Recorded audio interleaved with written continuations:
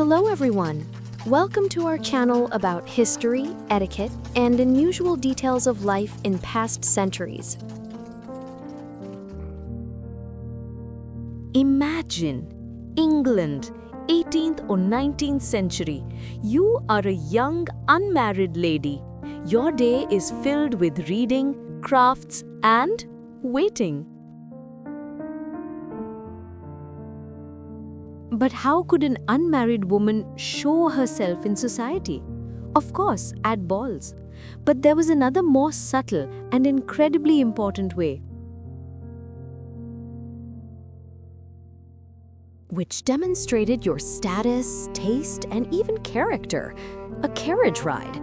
It was the real Instagram of the time.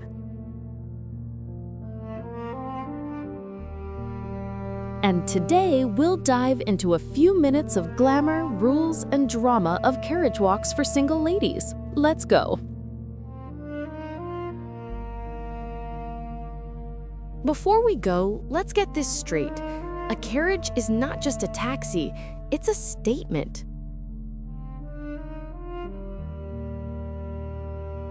Owning a carriage, and especially multiple carriages, was a direct indicator of family wealth. It showed that your father had money. Small, elegant carriages, such as the Phaeton or Victoria, were most often suitable for an unmarried lady.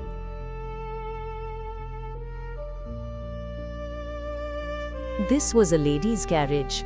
Large, closed carrettes or baryushas were for serious travel.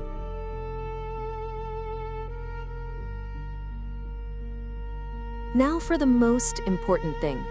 An unmarried lady couldn't just get on and go alone, especially in London. The chaperone is our main character. A young lady in the city was supposed to be under the supervision of a married woman. The main venue for the carriage parade was Hyde Park in London, especially Rotten Row. The best time? Between 3 p.m. and 5 p.m. This was the time when all the socialites went out to see and be seen.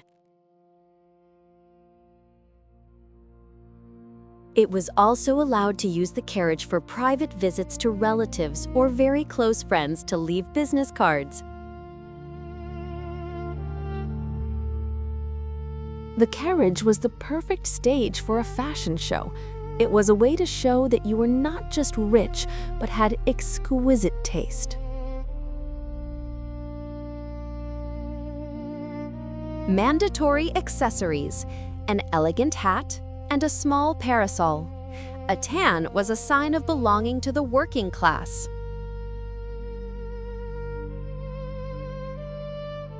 Posture in the carriage was key. Back straight, head held high. You were in the showcase, and every move was judged. A carriage ride is not just a ride. It's a social ritual of acquaintance and flirtation. He could drive up to the carriage and exchange a few words. The unmarried ladies were, in fact, on display. The interested mothers of the family were evaluating her outfits, horses, and vice versa. If you used a hackney carriage, it was not very good. It was a social failure. But not all carriages were passive transport. The idea of self-driving a small phaeton became fashionable.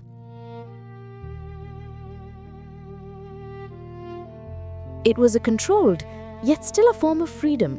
The lady was at the wheel. It was a hint of independence and self-confidence. So, a carriage ride for an unmarried lady in England was much more than just a trip from point A to point B. It It was a carefully staged spectacle of her status, her taste, her upbringing. It was her battlefield, her podium.